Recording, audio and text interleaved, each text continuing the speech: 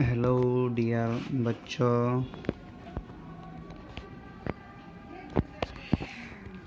সবাই কেমন আছো? আশা করি খুব ভালো আছো। তো আজকে আমাদের যেটা শুরু হবে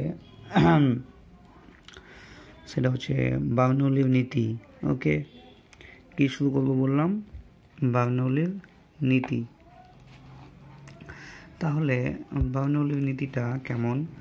কি কোনো একটা আদর্শ তরলে যদি ধারারেখ প্রবাহ হয়, তাহলে ওই প্রবাহের গতিশক্তি, স্থিতিশক্তি এবং চাপ শক্তির মধ্যে সম্পর্ক, ঠিক আছে, চাপ শক্তির মধ্যে কীরকম সম্পর্ক হবে সেটা তোমার বিজ্ঞানী বার্নৌলি একটা উপপাদ্যের মাধ্যমে দিয়ে গেছিল। ঠিক আছে, সেটা বার্নৌলি উপপাদ্য নামে পরিচিত। ওকে, তাহলে বার্নৌলি উপপাদ্যটা কেমন সেটা আমরা জানবো। কি আদর্শ তরলের ধারারেখ প্রবাহ হলে প্রবাহনালীর যে কোনো ছেদে প্রতি একক আয়তনের তরলের গতিশক্তি, স্থিতিশক্তি এবং চাপ শক্তির সমষ্টি ধ্রুবক থাকবে। ঠিক আছে, তাহলে কি বললাম? আদর্শ তরলের ধারারেখ প্রবাহ হলে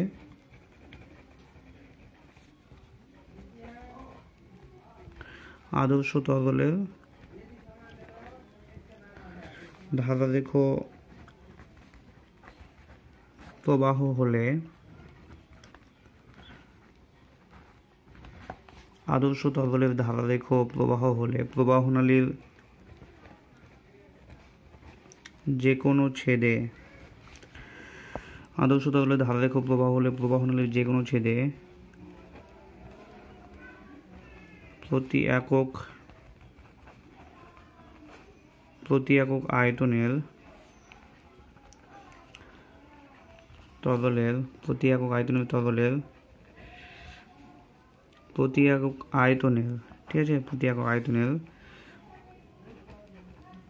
গতিশক্তি, স্থিতিশক্তি ও চাপ শক্তির সমষ্টি ধ্রুবক হয়। ওকে, তাহলে আমরা কি লিখলাম? আদর্শ তরলের ধারারেখ প্রবাহ হলে প্রবাহনালীর যে কোনো ছেদে প্রতি একক আয়তনের গতিশক্তি, স্থিতিশক্তি, চাপ শক্তির সমষ্টি ধ্রুবক হয়। তাহলে এটা কেমন আমরা জানবো। কি ধরলাম কি কোনো একটা ছেদে, প্রবাহনালীর কোনো একটা ছেদে ধরলাম, প্রবাহনালীটা আমি এঁকে নিই আগে।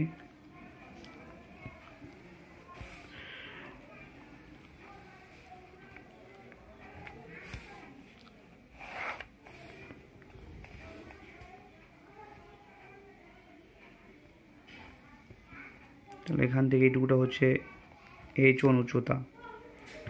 ঠিক আছে, এটা একটা পয়েন্ট নিলাম এ, এখানে একটা পয়েন্ট নিলাম বি। ঠিক আছে, এখানে এই বি পয়েন্টটা উচ্চতা হচ্ছে তোমার H2 ধরলাম। তাহলে এখানে যে তরলটা প্রবেশ করছে সেই তরলটার বেগ v1, ঠিক আছে, বেগ v1 এবং চাপ p1। আর একটা রেফারেন্স ফ্রেম থেকে, ঠিক আছে, উচ্চতা হচ্ছে h1 টুটার, আর এই ছেদটার উচ্চতা হচ্ছে h2। এখানে বেগ ধরলাম v2 এবং চাপ ধরলাম p2, উচ্চতা হচ্ছে h2। তাহলে এখানে কি বলছে বলো তো? কি বার্নৌলি উপপাদ্যে বলছে কি আদর্শ তরলের ধারারেখ প্রবাহ হলে প্রবাহনালীর যে কোনো ছেদে প্রতি একক আয়তনের তরলের গতিশক্তি, স্থিতিশক্তি ও চাপ শক্তির সমষ্টি ধ্রুবক হবে। তাহলে কোনো একটা ছেদে, যে কোনো একটা ছেদের যদি এখানে m ভরের তরল প্রবেশ করে, ঠিক আছে, যে কোনো ছেদে, মানে এই ছেদে যদি m ভরের তরল যদি প্রবেশ করে, ঠিক আছে, এবং যে বেগে প্রবেশ করলো সেটা হচ্ছে v বেগে প্রবেশ করলো, m ভরের তরল v বেগে, ঠিক আছে, এখানে প্রবেশ করলো এবং ওইখানে চাপ হচ্ছে পি। তাহলে অতএব গতিশক্তি কত হবে? গতিশক্তি হবে হাফ mv স্কয়ার হবে। ওকে, গতিশক্তি হবে এটা। স্থির শক্তি কত হবে? স্থির শক্তি হবে mgh হবে। এবং চাপ শক্তি কত হবে? এবং চাপ শক্তি হবে পিভি। এখন দেখো আমাদের যে বার্নৌলি উপপাদ্যটা ছিল সেখানে বলেছিল প্রতি একক আয়তনে বলেছে। কিসে বলেছে? প্রতি একক আয়তনে। তাহলে প্রতি একক আয়তনের জন্য আমরা ঘনত্ব সমান কী পাবো বলো? ঘনত্ব রো সমান আমরা কী পাই বলো তো? ভর বাই আয়তন। ওকে, তাহলে প্রতি একক আয়তনের জন্য যদি আয়তন ভি হয়, ভি সমান যদি 1 হয়, তাহলে আমরা কি পাবো? রো সমান এম পাচ্ছি। তাহলে প্রতি একক আয়তনের জন্য ভরটাই কি? ঘনত্ব। প্রতি একক আয়তনের জন্য ভরটাই হচ্ছে ঘনত্ব। তাহলে প্রতি একক আয়তনের জন্য আমরা এটা কি লিখতে পারবো? হাফ এম এর জায়গাতে রো লিখতে পারবো হাফ রো ভি স্কোয়ার। এখানে আমরা কি লিখতে পারবো? এম এর জায়গাতে রো লিখতে পারলাম, তাহলে রো জিএইচ। আর প্রতি একক আয়তনের জন্য এখানে কি হবে? আয়তন 1 হয়ে যাবে, তাহলে শুধু কি হবে? চাপ শক্তিটা শুধু পি হবে। কেন হলো এগুলো? কারণ প্রতি একক আয়তনের জন্য হলো। ঠিক আছে, তাহলে এটা আসলো এবং এখানে এটা আসলো কিসের জন্য বলো তো? প্রতি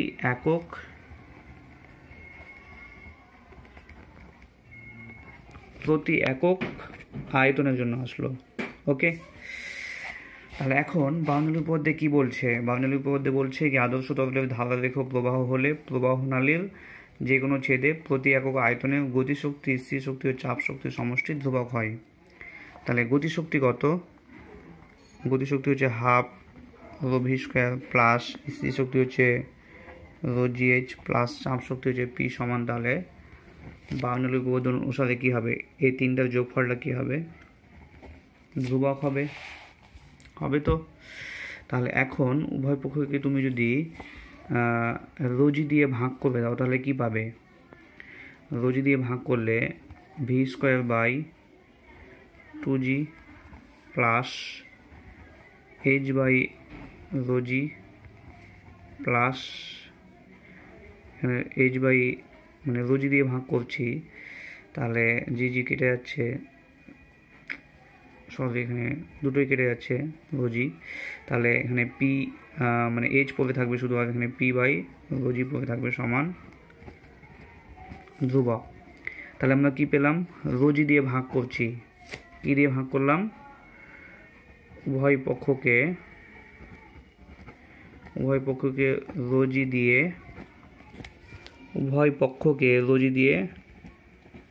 ভাগ করলাম। আমরা কি পেলাম বলো? V square by 2g h by শুধু এইচ হচ্ছে এখানে, আর এখানে পি বাই রোজি সমান ধ্রুবক পেলাম। ঠিক আছে, ধ্রুবক। তাহলে এটি হচ্ছে বার্নৌলি উপপাদ্যের আর একটা গাণিতিক রূপ বলা যাবে। ঠিক আছে, তাহলে বার্নৌলি উপপাদ্যের গাণিতিক রূপ এটাও বলতে পারবো, এটাকেও বলতে পারবো। ঠিক আছে, এবার দেখো এখানে এটাকে কি বলা হয়? এটার একটা আলাদা নাম আছে, এটাকে বলা হয় বেগ শীর্ষ বলা হয়। কি বলা হয় বললাম? এটাকে বলা হয় বেগ শীর্ষ। এটাকে বলা হয় উচ্চতা শীর্ষ বলা হয়। এইচটাকে বলা হয় উচ্চতা শীর্ষ, আর এটাকে বলা হয় চাপ শীর্ষ বলা হয়। তাহলে বার্নৌলি উপপাদ্যটাকে এভাবেও লেখা যায় কি আদর্শ তরলের ধারারেখ প্রবাহ হলে প্রবাহ নালীর যে কোনো ছেদে, ঠিক আছে, প্রতি একক আয়তনের তরলের বেগ শীর্ষ, উচ্চতা শীর্ষ এবং চাপ শীর্ষের সমষ্টি ধ্রুবক হবে। ঠিক আছে, এটাও বার্নৌলি উপপাদ্য হিসাবে লেখা যাবে। তাহলে এখন দেখো, যদি আমার রেফারেন্স ফ্রেম মানে উচ্চতাটা, এই উচ্চতাটা সব জায়গায় যদি একই হয়, মানে তরলটা এমনভাবে প্রবাহিত হচ্ছে যে এই উচ্চতাটা রেফারেন্স ফ্রেম থেকে উচ্চতাটা যদি সব জায়গায় একই হয়, তাহলে এখানে কি হবে বলো? এখান থেকে তুমি লিখতে পারছো, এখান থেকে কি লিখতে পারছো, বা এখান থেকে এই লাইন থেকে তুমি কি লিখতে পারছো একটু ভেবে দেখো। তাহলে এখানে এইচটা কি হবে? এইচটা তোমার শূন্য হয়ে যাবে। এখানে এইচটা কি শূন্য হয়ে যাবে যদি উচ্চতা একই হয়? তো মানে এইচ শূন্য বলতে ধ্রুবক, ঠিক আছে, ধ্রুবক ধরলাম। তাহলে কি হবে? V square by 2g plus P by rho G সমান আমরা কি তাহলে ধ্রুবক লিখতে পারবো। তাহলে কি বললাম? যদি সব জায়গায় একই উচ্চতা হয়, ঠিক আছে, তাহলে আমরা লিখতে পারবো V square by 2g plus P by rho G সমান ধ্রুবক লিখতে পারবো। এর মানে কি বলতো? এর মানে হচ্ছে কি যে জায়গাতে বায়ুর বেগটা বেশি থাকবে সেই জায়গাতে চাপটা কি হবে? কম হবে। কারণ দেখো এটা এই দুটো যোগফল কি ধ্রুবক, ঠিক আছে, ভালোভাবে বুঝবে। এই দুটোর যোগফল হচ্ছে ধ্রুবক। তাহলে এটাকে বাড়াবো, তাহলে এটাকে কমাতে হবে, তবে তো ধ্রুবক থাকবে, বা এটাকে কমালে এটাকে বাড়াতে হবে, তাহলে সবসময় একই জিনিসটা ধ্রুবক থাকবে। ওকে, তাহলে আমরা দেখতে পাচ্ছি প্রবাহীর যদি বেগ বেশি থাকে তাহলে ওই প্রবাহীর চাপ কম হবে, আর প্রবাহীর বেগ যদি কম থাকে তাহলে চাপ বেশি হবে, ঠিক আছে।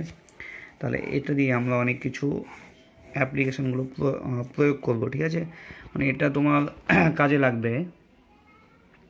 তাহলে এখন আমরা একটা জিনিস যেটা প্রমাণ করতে যাব সেটা হচ্ছে শক্তির সংরক্ষণ নীতির ভিত্তিতে বার্নৌলি উপপাদ্যের নীতির ব্যাখ্যা ও গাণিতিক প্রকাশ।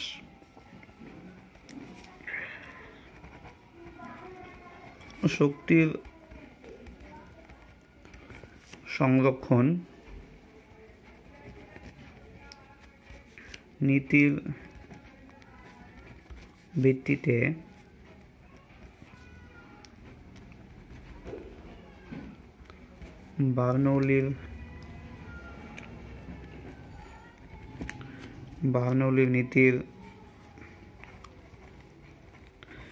ব্যাখ্যা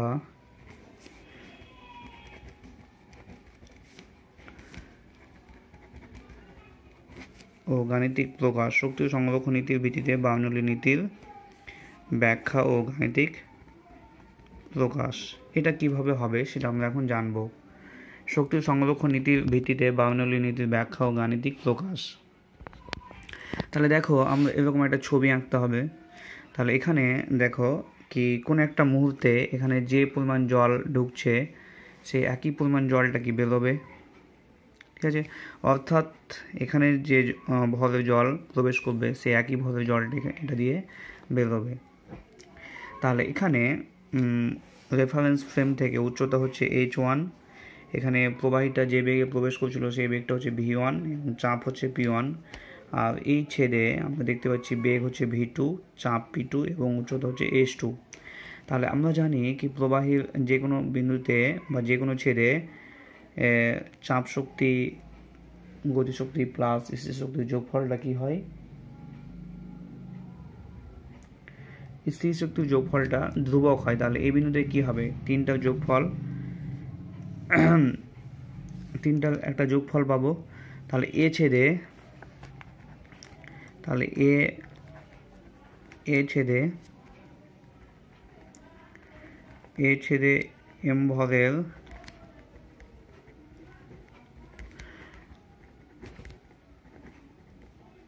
এম ভরের প্রবাহের মোট শক্তি কত হবে বলো? তাহলে কি হবে বলো তো? হবে এখানে হাফ এম v1 স্কোয়ার হবে, ঠিক আছে, half m v1 square plus m g h1 plus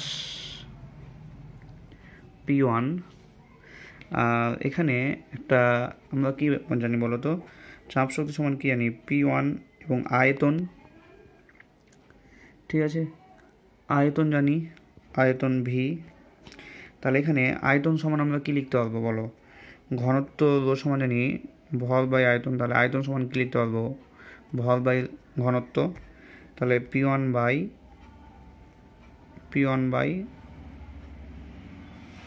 m by rho, তাহলে P1 into m by rho পেলাম। ওকে, তাহলে এটা পেলাম এ ছেদে m ভরে প্রবাহীর মোট শক্তি। এবার চলে আসবো বি ছেদে m ভরের প্রবাহীর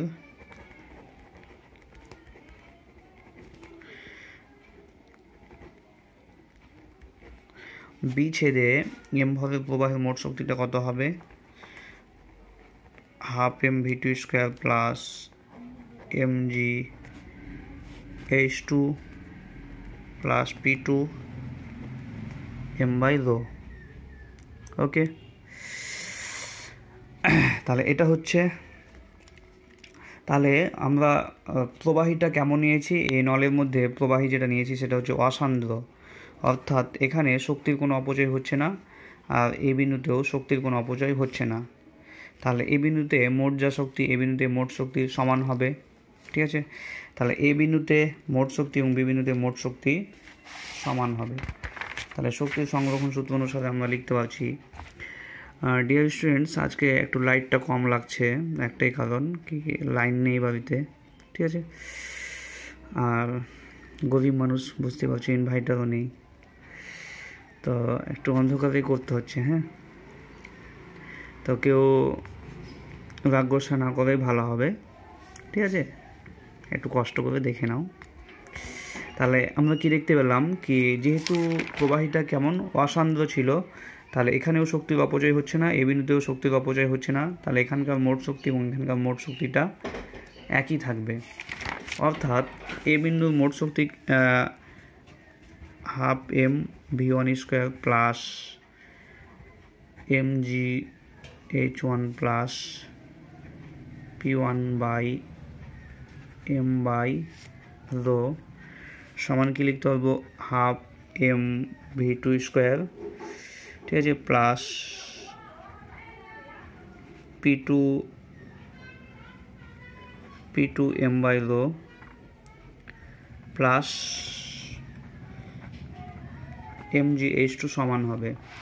এর উভয় পক্ষকে আমি একটা কাজ করব, mg দিয়ে ভাগ করে দিব। ঠিক আছে, উভয় পক্ষকে যদি mg দিয়ে ভাগ করে দিই তাহলে v1² বাই 2g পাবো, প্লাস এটা কত পাবো বলো তো, h1 পাবো, আর এটা আমি কি দিয়ে ভাগ করছি, mg দিয়ে ভাগ করছি, তাহলে p1 বাই রোজি পাবো, সমান এখান থেকে হচ্ছে তোমার v2² বাই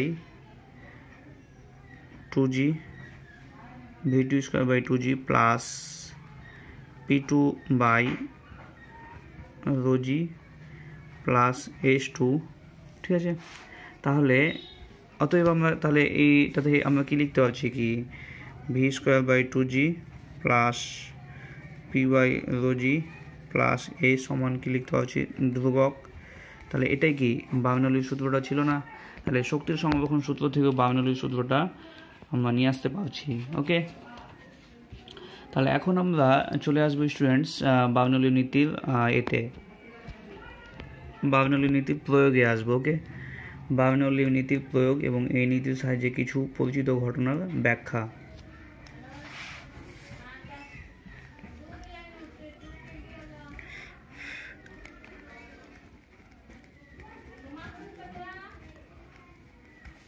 বার্নৌলি নীতির প্রয়োগ,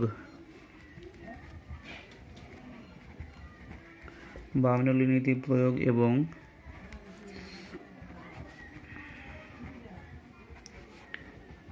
এই নীতির সাহায্যে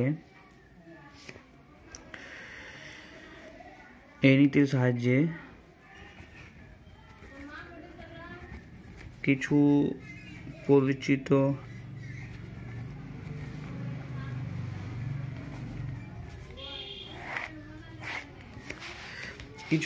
ঘটনার ব্যাখ্যা আমরা জানবো। তাহলে স্টুডেন্টস, একটু আগে আমরা জানলাম এখান থেকে v² by 2g plus p by rho G সমান ধ্রুবক। এখান থেকে আমরা একটু আগে বললাম কি প্রবাহীর যে বিন্দুতে চাপ মানে বেগ বেশি হবে সেখানে কী হবে, চাপ কম হবে, আর যেখানে বেগ কম হবে সেখানে চাপ বেশি হবে। ঠিক আছে, এটার উপর ভিত্তি করে আমি অ্যাপ্লিকেশনগুলো করব। ঠিক আছে, যেমন ফার্স্টে আমরা একটা জিনিস জানবো, সেটা হচ্ছে প্রচণ্ড ঝড়ের সময়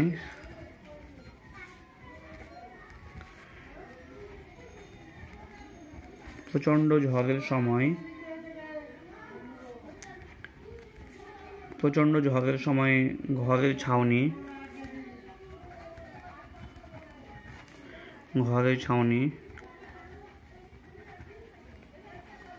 উড়ে যাওয়া, এটা আমরা ব্যাখ্যা করব। ঠিক আছে, প্রচণ্ড ঝড়ের সময় তোমরা দেখে থাকবা কি টিনের ছাউনি, প্রচণ্ড ঝড়ের সময় দেখবা টিনের যদি বাড়ি থাকে তাহলে টিনের ছাউনিগুলো, অথবা তোমার টালে যদি বাড়ি থাকে তাহলে টালগুলো উড়ে যায়। ঠিক আছে, কেন উড়ে যায় সেটা আমরা জানবো। তার জন্য আমি একটা ছোট্ট একটা বাড়ি আঁকবো। ঠিক আছে, আমি একটা ছোট্ট একটা টিনের বাড়ি আঁকছি। আমার ছবি আঁকা দেখে কেউ হাসবে না। ঠিক আছে, কারণ আমি ছবি আঁকাই এখানে খুব ভালো ছিলাম। তাহলে যাই হোক, তো আমি এখন যেটা বলবো সেটা হচ্ছে, এই বাড়িটা হচ্ছে টিনের তৈরি।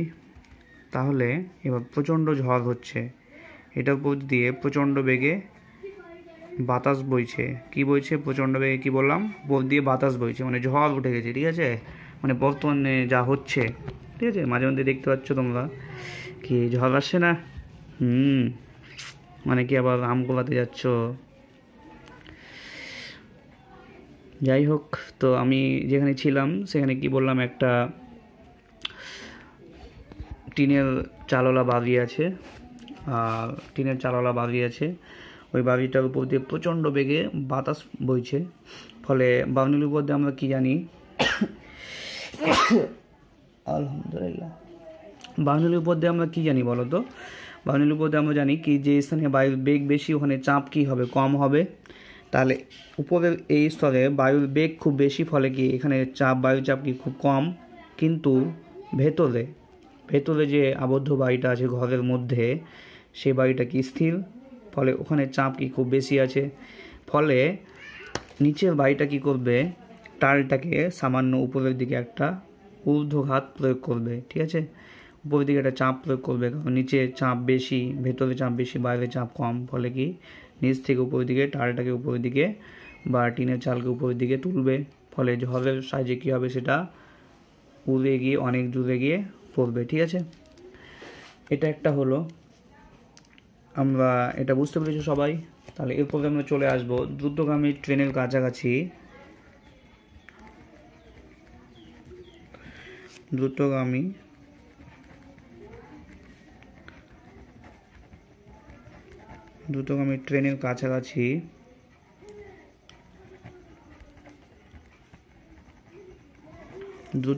ট্রেনের কাছাকাছি দাঁড়িয়ে থাকা বিপজ্জনক, মানে ডেঞ্জারাস। ঠিক আছে, তাহলে কি বললাম, দ্রুতগামী ট্রেনের কাছাকাছি দাঁড়িয়ে থাকা বিপজ্জনক। কেন বিপজ্জনক? দেখো, ট্রেন সাঁই করে চলে যাচ্ছে। এই একটা ট্রেন, আমি লম্বা একটা ট্রেন আঁকলাম। তাহলে এই ট্রেনটা কি হচ্ছে, সাঁই করে একদম এগিয়ে যাচ্ছে। ওকে, তাহলে ট্রেন যাচ্ছে রেল লাইনের উপর দিয়ে, তাহলে ওই ট্রেনের আশেপাশের বাতাসও কি হয়, ট্রেনের সঙ্গে সঙ্গে গতিশীল হয়। ঠিক আছে, তাহলে ট্রেন বললাম যাচ্ছে, সামনের দিকে যাচ্ছে, তাহলে ট্রেনের গতির সঙ্গে সঙ্গে কি হবে, ট্রেনের আশেপাশের বায়ুটাও কি হবে, গতিশীল হবে। ফলে ওই স্থানের বায়ুচাপ কী হবে বলো, কমে যাবে। কিন্তু ট্রেন থেকে দূরের বায়ুগুলো কি স্থির, ফলে ট্রেন থেকে অনেক দূরের বায়ুগুলো যেহেতু স্থির, ফলে ওই সব জায়গাতে কি বায়ুচাপ বেশি। ফলে বায়ুটা উচ্চচাপ থেকে নিম্নচাপের দিকে একটা বল প্রয়োগ করবে। ফলে কি হবে, তোমার এইগুলোতে যদি কোনো একটা লোক থাকে তাহলে কি তার উপরে একটা বল প্রয়োগ করবে ট্রেনের দিকে। ফলে কি ও ট্রেন লাইনের দিকে চলে আসতে পারবে। ঠিক আছে, তার জন্য দ্রুতগামী ট্রেনের কাছাকাছি দাঁড়িয়ে থাকা উচিত নয়। ওকে, তাহলে এটা একটা ভালোভাবে করে নিচ্ছ এই এক্সাম্পলটা। তাহলে নেক্সট আমরা চলে আসব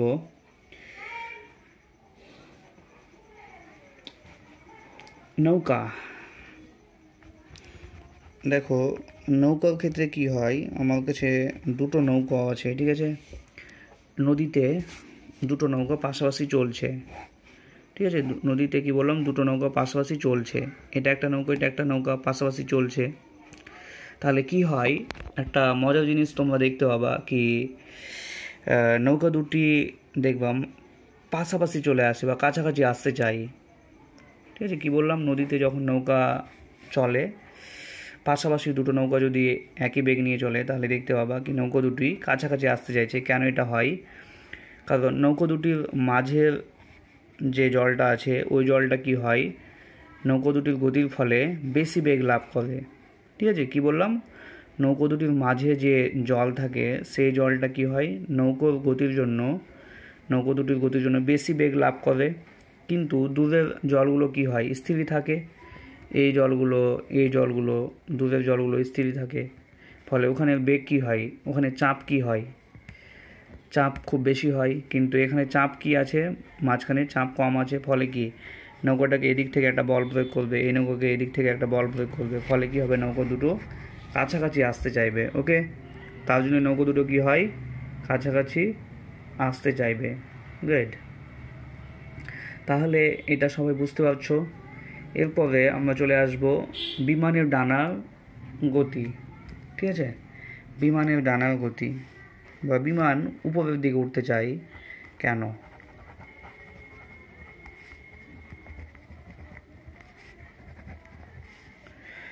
তাহলে বিমানের ডানার গতিটা আমরা এখন জানব। তাহলে একটা বিমানের ডানা বিশেষ আকৃতির করা হয়, ঠিক আছে?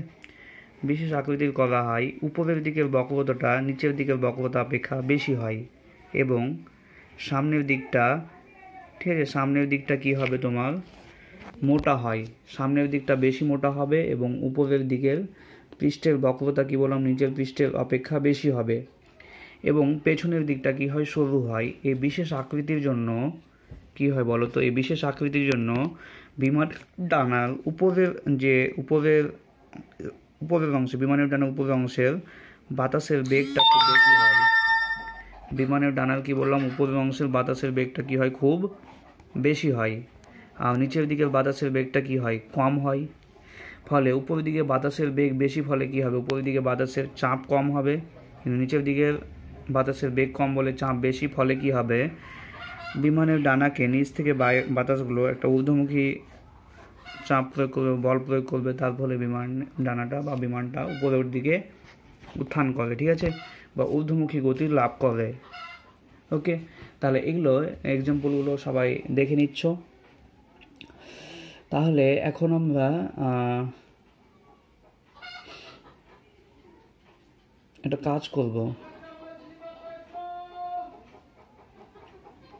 কাজটা হচ্ছে উদস্থিতিক যে চাপের রাশিমালা আমরা জানি, ঠিক আছে? উদস্থিতিক চাপের রাশিমালা আমরা কি জানি, উদস্থিতিক আমরা যে চাপের রাশিমালা জানি সেই রাশিমালাটা আমরা এখন বের করব। ওকে, উদস্থিতিক যে চাপের রাশিমালাটা আমরা জানা আছে, আমরা সবার জানা আছে মনে হয়, তোমরা সবাই জানো। যেমন উদস্থিতিক চাপের রাশিমালা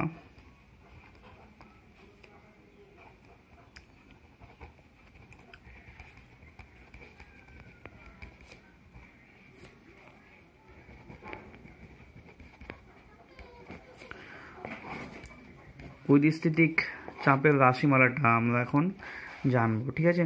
কীভাবে বের করব? উদস্থিতিক চাপের রাশিমালা কি জানো, পি সমান এইচ রোজি। তাহলে এটা আমরা বার্নৌলির উপপাদ্য প্রয়োগ করে বের করব।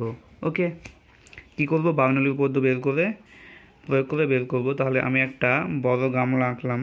গামলা সবাই বোঝো, আশা করি সবার বাড়িতে আছে, ঠিক আছে? এটা একটা গামলাতে জল নেওয়া হয়েছে, এটা হচ্ছে জলের উপরিতল, একদম জলের মুক্ত পৃষ্ঠ যেটাকে বলবো। এখানে আমি একটা পয়েন্ট নিলাম, ঠিক আছে? আর এখান থেকে এটুকু গভীরতা হচ্ছে H1, আর একটা পয়েন্ট নিলাম আমি, বি পয়েন্ট নিলাম, সেটা এখান থেকে এটুকু গভীরতা হচ্ছে তোমার H2। ওকে, মানে নিচের পৃষ্ঠ থেকে অনুভূমিক পৃষ্ঠ থেকে H1 গভীরতায় আছে এ বিন্দুটা এবং বি বিন্দুটা আছে H2 গভীরতায়। দেখতে পাচ্ছ সবাই? তরলটার ঘনত্ব রো, তরলটার ঘনত্ব কত, রো ঘনত্ব। দেখো দুটো বিন্দুতে, এ বিন্দুতে যে তরলটা আছে, এ বিন্দুতেও কি আছে, স্থির আছে, বি বিন্দুতেও তরলটা ধরলাম স্থির আছে, ঠিক আছে। তরলটা কীভাবে আছে বললাম, স্থির আছে। এখানে চাপ, এখানে তরল বিন্দুটা কত চাপ প্রয়োগ করছে, বায়ুমণ্ডলের চাপটাই প্রয়োগ করছে, ঠিক আছে। তাহলে এ বিন্দুতে যে চাপ প্রয়োগ করছে, এ বিন্দুতে সৃষ্ট চাপ কোনটা, বা এ বিন্দুতে মোট চাপ কোনটা, মোট চাপ হচ্ছে বায়ুমণ্ডলের চাপের সঙ্গে সমান ক্যাপিটাল পি। কিন্তু বি বিন্দুতে চাপ কত হবে, কিন্তু বি বিন্দুতে চাপ দেখো, বি বিন্দুতে চাপ হচ্ছে বি বিন্দুর চাপটা, ঠিক আছে। মানে বি বিন্দুতে দেখো মুক্ত পৃষ্ঠ থেকে কিছুটা গভীরে আছে, তাহলে এখানে একটা চাপ হবে, ঠিক আছে। সেই চাপটা তোমরা, ঠিক আছে, সেই একটা চাপ হবে, ঠিক আছে। মানে এখানে যে জলস্তম্ভ আছে, এই জলস্তম্ভের জন্য একটা চাপ অনুভব করবে, সেটা চাপটা যদি স্মল পি ধরি, ঠিক আছে। আর এখানেও তো বায়ুমণ্ডলে একটা চাপ প্রয়োগ করছে, তার জন্য ওটা হবে ক্যাপিটাল পি। তাহলে capital P plus small P, এটা হচ্ছে বি বিন্দুর চাপ। এখানে বেগ কত বললাম, জলটা স্থির আছে, ফলে এখানেও বেগ শূন্য, এখানেও বেগ শূন্য, তাহলে গতিশক্তি কত হবে, শূন্য হবে, ঠিক আছে। তাহলে আমরা এ ও বি বিন্দুতে তরলের বেগ শূন্য, ফলে বার্নৌলি উপপাদ্য যদি প্রয়োগ করি তাহলে আমরা কি পাবো, বেগ শীর্ষটা কি পাবো, শূন্য পাবো। চাপ শীর্ষটা কি পাবো, এ বিন্দুতে P1/ρg পাবো, ঠিক আছে, প্লাস H1 সমান আমরা কি পাবো, শূন্য। মানে এখানেও যেহেতু গতিশক্তি শূন্য, মানে গতিশক্তি শূন্য, মানে বেগ শীর্ষ যেটা সেটা শূন্য, ঠিক আছে, প্লাস P2/ρg, ঠিক আছে, প্লাস H2। তাহলে এখন দেখো বেগ শীর্ষ শূন্য, চাপ শীর্ষ P1/ρg প্লাস H1, এটা হচ্ছে। এখন এ বিন্দুতে চাপ কত, শুধু ক্যাপিটাল পিটা বাই রোজি প্লাস H1 সমান, এখানে চাপ কত হবে, capital P plus small P by rho g plus H2। Okay, তাহলে এখান থেকে আমি স্মল পি এর মানটা বের করব। তাহলে এটাকে এক পাশে নিয়ে চলে আসি, তাহলে আমরা ক্যাপিটাল পি বাই রোজি, তাহলে capital P by rho G minus capital P plus small P by rho G, এটাকে এ পাশে নিয়ে আসলাম, ঠিক আছে। আর H2 মাইনাস H1 করবো, ঠিক আছে, H2 মাইনাস H1। তাহলে এখানে দেখো রোজি কমন লসাগু চলে যাচ্ছে, তাহলে capital P minus small P সমান কি হচ্ছে, H2 মাইনাস H1 রোজি। তাহলে অতএব এটা কেটে গেল, তাহলে অতএব মাইনাস স্মল পি সমান আমরা কি পাচ্ছি, H2 মাইনাস H1 রোজি পাচ্ছি। তাহলে স্মল পি সমান কি পাচ্ছি, H1 মাইনাস H2 রোজি। এখন যদি আমি H1 মাইনাস H2কে যদি আমি H ধরে নিই, ঠিক আছে, H ধরে নিই, তাহলে আমরা কি পাবো, পি সমান পাচ্ছি H রোজি। অর্থাৎ তরলের মধ্যে মানে এই বিন্দুটার গভীরতা আমি H ধরে নিলাম, মানে ঠিক আছে, H1 মাইনাস H2 সমান H। তাহলে অতএব মুক্ত পৃষ্ঠ থেকে H বিন্দুতে চাপ কত হবে, H রোজি হবে, সেটা আমি বের করলাম, ঠিক আছে, H রোজি। তাহলে উদ্স্থিতি বিদ্যার সাহায্যে কোনো বিন্দুতে তরলের চাপটা বের করা যায়, ঠিক আছে। তাহলে ডিয়ার স্টুডেন্টস, এগুলো পড়ো, ঠিক আছে, ভালোভাবে পড়ছো। কোনো প্রবলেম থাকলে আমাকে অবশ্যই জানাবে, ঠিক আছে, অবশ্যই জানাবে। কোনো প্রবলেম থাকলে আমাকে জানাবে। তো ইউটিউবটা সবাই দেখছো ভালোভাবে, দেখা হয়ে গেলে কোনো প্রবলেম থাকলে আমাকে বলছো, ঠিক আছে। কারণ তোমরা প্রবলেম না জানলে আমি ভাববো কি তোমরা সব বুঝতে পারছো, ঠিক আছে। ওকে, বাই।